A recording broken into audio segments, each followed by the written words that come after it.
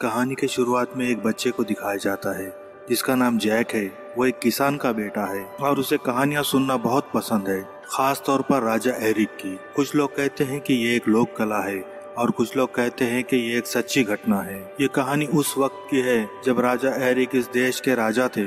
उनके राज में कुछ पादरियों ने जादुई बीज बनाए ताकि वह स्वर्ग जाकर देवताओं से मिल सके, और जब उन्होंने उन बीजों को धरती पर बोया तो एक विशाल पेड़ उग गया जो आसमान की गहराइयों तक जाता था और पादरियों को लगा कि यह स्वर्ग तक जाता है। और जब वो उस पेड़ के ऊपर चढ़े तो उन्होंने देखा कि धरती और स्वर्ग के बीच में एक और जगह है जहाँ पर बहुत बड़े बड़े राक्षस रहते हैं। और जब राक्षसों ने इंसानों को ऊपर आते हुए देखा तो उन्हें धरती का रास्ता मिल गया और वो सब के सब धरती पर आ गए। उन्होंने धरती पर आकर तबाही मचाई। उन्हें जो अच्छा लगता वो जो चाहते वो सब लिख जाते और धीरे धीरे उन्होंने इंसानों को भी मारकर खाना शुरू कर दिया। और तब राजा एरिक के लोगों ने एक राक्षस को मारा। पादरियों ने उसका दिल निकालकर तंत्र मंत्र से उसका एक जादुई मुकुट बनाया, और जब उस मुकुट को पहनकर राजा एरिक राक्षसों के सामने गया तो सबने अपने घुटने टेक दिए। राजा एरिक ने उन्हें वापस अपने देश जाने का आदेश दिया, और जब वो सब के सब ऊपर चले गए तो राजा एरिक ने उस पेड़ को कटवा दिया और उस पेड़ के जो बाकी बीज थे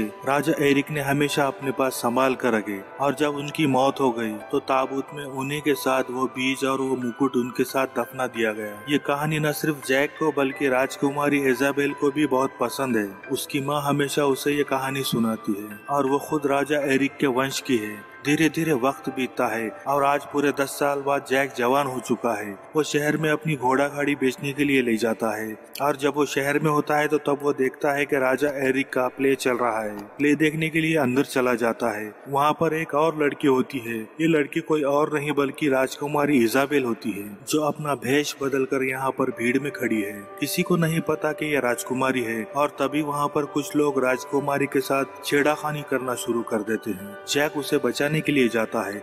उनमें से एक आदमी जैक के मुंह पर पंच मारता है। जैक खड़ा होकर उन सबको धमकी देता है और वो सब के सब अपने घुटनों पर आ जाते हैं। जैक को लगता है कि वो लोग उनसे डर गए, लेकिन पीछे राजकुमारी के लोग यानी कि शाही लोग आ गए होते हैं, इसीलिए सब के सब अपने घुटनों पर आ जाते हैं। और इसके बाद राजकुमारी उनके साथ बैठकर वहाँ से चली जाती। वहीं दूसरी तरफ महल में लॉर्ड रेड्रिक को दिखाया जाता है, जिसके साथ राजा राजकुमारी की शादी करना चाहता है। हालांकि राजकुमारी इजाबेल उससे शादी नहीं करना चाहती थी। जब लॉर्ड रेड्रिक अपने स्टडी रूम में आते हैं तो वो देखते हैं कि सारा सामान इधर उधर पड़ा है, और वो समझ जाते हैं कि यहाँ पर किसी ने चोरी की है। और वो चारों तरफ देखते हैं। उन्हें मिट्टी के गमले में मुकुट मिल जाता है, और ये वही मुकुट है जो आज से कई 100 साल पहले राजा एरिक ने बनाया था, जिससे उन्होंने सारे राक्षसों को वापस उनकी दुनिया में भेज दिया था। लेकिन यहाँ से एक चीज जो उन्होंने किताब के अंदर रखी थी वो गायब है, और वो अपने सैनिक को बोलते हैं कि जाओ शहर के सारे दरवाजे बंद कर दो और उस पादरी को ढूंढो। वहीं शहर में ये दिखाया जाता है कि जब जैक अपने घोड़े को बेचने की कोशिश कर रहा होता है तो उसके पास एक पादरी आता है। वो कहता है कि मुझे तुम्हारा घोड़ा चाहिए। जैक कहता है कि पादरियों के पास पैसे नहीं होते। वो पादरी जैक को कुछ बीज देता है और दूसरे पादरी का नाम बताता है। वो कहता है कि इन बीजों को उन्हें दे देना और तुम्हारे पैसे तुम्हें मिल जाएंगे। जैक कहता है कि बीजों के बदले पैसे कौन देता है। वो पादरी उसे बताते हैं कि ये बीज इतनी शक्तिशाली है कि ये पूरी दुनिया को बदल सकते हैं।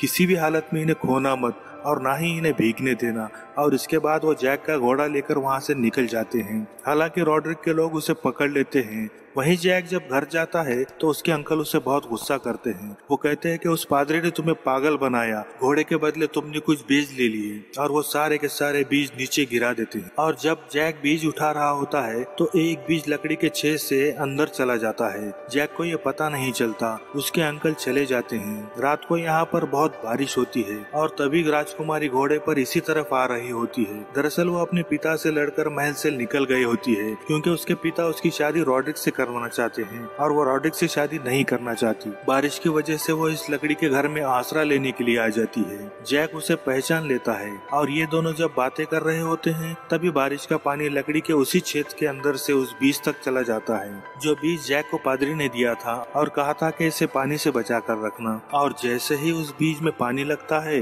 वहाँ पर पेड़ उगना शुरू हो जाता है। और क्योंकि पेड़ घर के नीचे से उगना शुरू होता है, इसीलिए घर भी पेड़ के साथ ऊपर उठना शुरू हो जाता है। राजकुमारी अंदर फंस जाती है। हालांकि जैक उसे बचाने की कोशिश भी करता है, लेकिन राजकुमारी उस घर के साथ पेड़ के साथ ऊपर आसमान की गहराइयों में चली जाती। अगली सुबह यहाँ पर राजा आता है और वो देखता है कि यहाँ पर एक ऐसा पेड़ है जो आसमान की गहराइयों में बादलों से भी ऊपर जा रहा है, जिसका कोई अंत दिखाई नहीं दे रहा है। और जैक उन्हें सारी बात बता देता है। राजा अपना एक दस्ता तैयार करता है और कहता है कि जाओ मेरी बेटी को बचा कर लाओ। इस दस्ते में रॉड्रिक भी जाता है। वो कहता है कि मैं अपने मंगेतर को बचाकर उसे साबित करना चाहता हूँ कि मैं उसकी कितनी परवाह करता हूँ। जैक कहता है कि मैं भी जाना चाहता हूँ और जैक को भी इस दस्ते में शामिल कर लिया जाता है। और जब ये सब के सब पेड़ के जरिए ऊपर आसमान की गहराइयों में जा रहे होते हैं तो रॉड्रिक जानबूझकर रस्सी काट देता है, जिसकी वजह से कुछ सैनिक ऊपर से नीचे गिर जाते हैं, जिनकी मृत्यु हो जाती है। और ये सब के सब वहाँ पहुँच जाते हैं जो जगह धरती और स्वर्ग के बीच में है, जहाँ पर राक्षस रहते हैं। और वहाँ पहुँचने के बाद रॉड्रिक जैक से कहता है कि मुझे पता है तुम्हारे पास वो जादुई बीज है, वो मुझे वापस दे दो। हालांकि जैक नहीं देना चाहता, लेकिन रॉड्रिक चाकू की नोक पर उससे वो बीज ले लेता है। लेकिन फिर भी जैक एक बीज अपने पास बचा लेता है।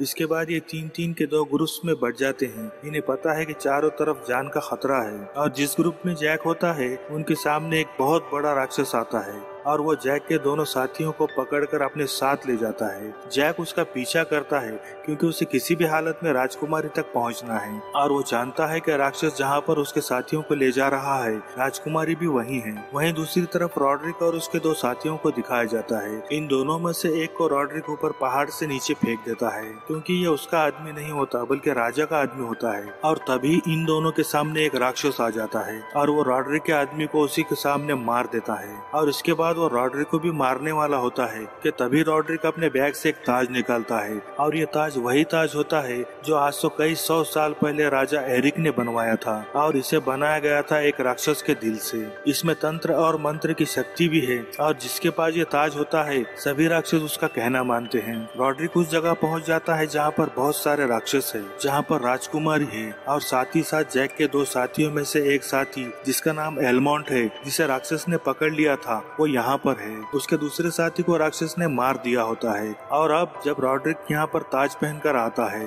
तो यहाँ पर जितने भी राक्षस होते हैं वो सब के सब अपने घुटनों के बल आ जाते हैं और इनका जो सरदार होता है रॉड्रिक उसे भी झुकने के लिए कहता है और वो भी उसके सामने झुक जाता है। रॉड्रिक उसके सर पर पैर रखकर सिंहासन पर बैठ जाता है और वो कहता है कि मैं अब तुम्हारा नया राजा हूँ और अब हम धरती पर जाएंगे और एक एक करके हम पूरी दुनिया को गुलाम बना लेंगे। अब राजकुमारी को और उसके साथ जो योद्धा होता है इन दोनों को एक राक्षस अपने किचन में ले जाता है और वो उस योद्धा को जो राजकुमारी के साथ होता है उसे तंदूर में भूनने वाला होता है। तभी वहाँ पर जैक आ जाता है और इससे पहले कि वो उसे मार देता, जैक ऊपर से उसी का एक बड़ा चाकू लेकर उसके ऊपर कूद जाता है और वो चाकू राक्षस की पीठ में गड़ जाता है। उस राक्षस की मृत्यु हो जाती है और इस तरह से जैक राजा को उस योद्धा को बचा लेता है। और इसके बाद ये तीनों को तीनों यहाँ से निकल जाते हैं और उस जगह पहुँच जाते हैं जहाँ से ये पेड़ के जरिए धरती पर पहुँच सकते थे। लेकिन यहाँ पर एक बहुत विशाल राक्षस सोया होता है और उसे हटाए बिना ये यहाँ से नहीं जा सकते।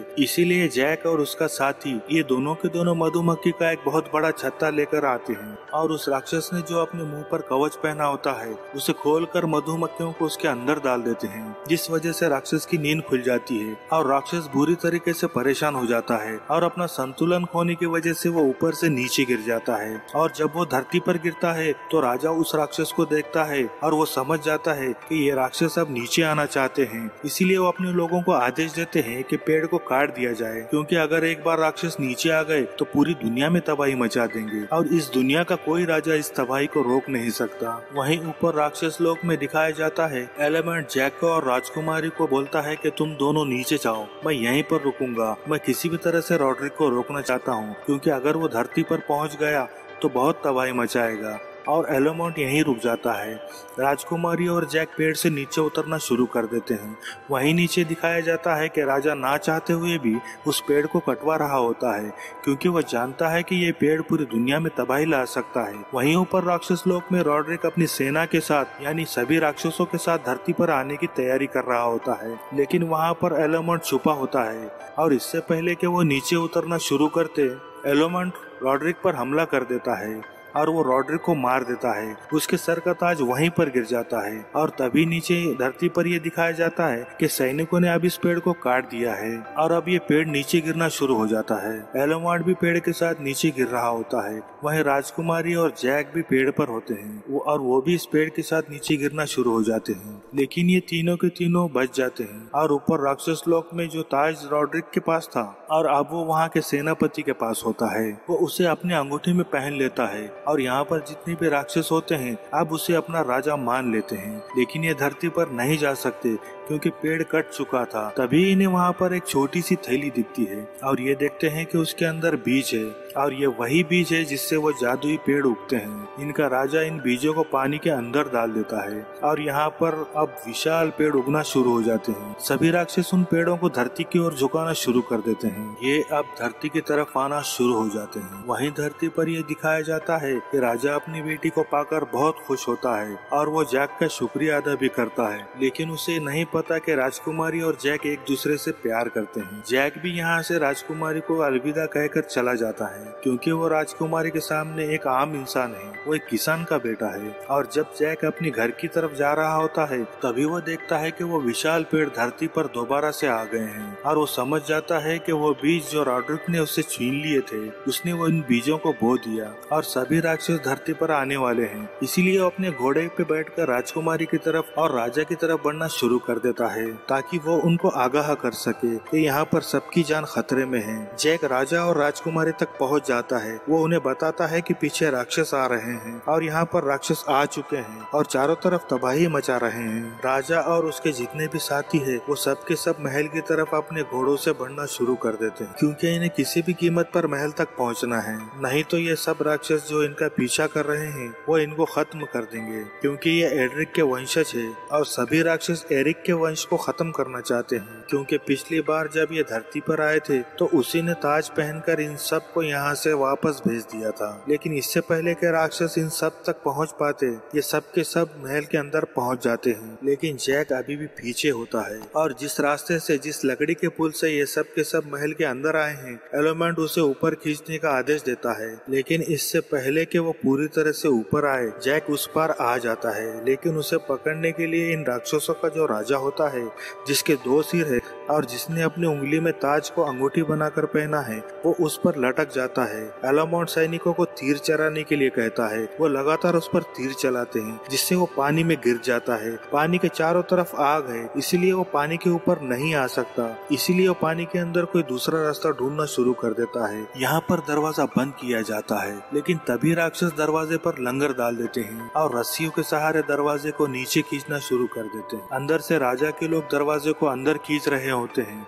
और बाहर से राक्षस इन्हें बाहर की तरफ और साथ ही साथ वो जलते हुए पेड़ भी महल के अंदर फेंकना शुरू कर देते हैं। इनमें से एक राक्षस के पास गुलेल भी होती है और उस गुलेल से वो किसी पर निशाना लगाता है वो दीवार वो चीज चकनाचूर हो जाती है और राजा समझ जाता है कि इन्हें रोकना अब नामुमकिन है। वो अपनी बेटी इजाबेल को बोलता है कि तुम हमारे बैठक में जाओ, वहाँ पर एक खुफिया रास्ता है जो तुम्हें एक टावर तक ले जाएगा, वहाँ पर एक मशाल होगी, उस मशाल को जला देना जिससे आसपास के सभी राज्य खबरदार हो जाएंगे। और अब राजकुमारी इजाबेल और जैक उस मशाल को जलाने के लिए निकल पड़ते हैं और जब वो महल के अंदर से मशाल की तरफ बढ़ रहे होते हैं तभी नीचे से जमीन फटना शुरू हो जाती है क्योंकि जो राक्षस पानी के अंदर गिरा था, जो सभी राक्षसों का राजा है, जिसके हाथ में अंगूठी है यानी कि वो ताज है, वो नीचे से ऊपर आना शुरू कर देता है और वो इन दोनों पर हमला करता है। वह इन दोनों को पकड़ लेता है और जब वो जैक को खाने वाला होता है कि तभी जैक अपने गले के लॉकेट से उस आखिरी जादुई बीज को निकालता है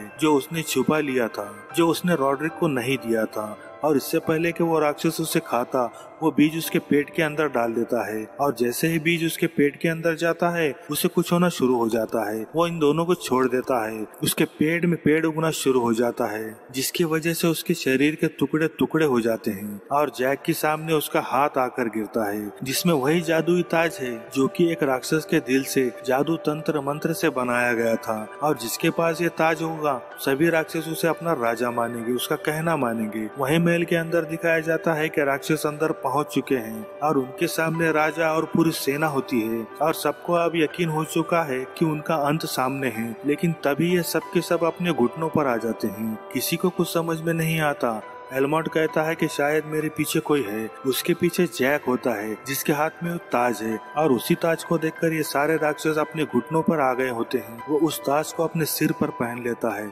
और इसके बाद वो सभी राक्षसों को आदेश देता है कि वो अपने देश अपने दुनिया में वापस चले जाए और उनके जाने के बाद इन सभी पेड़ों को काट दिया जाता है जिससे इनकी दुनिया यानी राक्षसों की दुनिया तक जाया जा सकता था।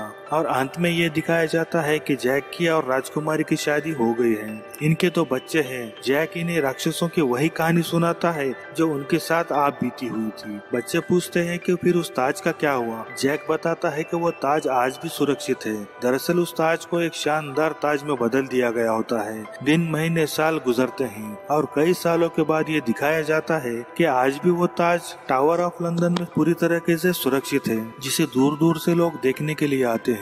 लेकिन किसी को भी इसकी सच्चाई नहीं पता। तो ये थी पूरी कहानी जैक द जायंट स्लेयर की।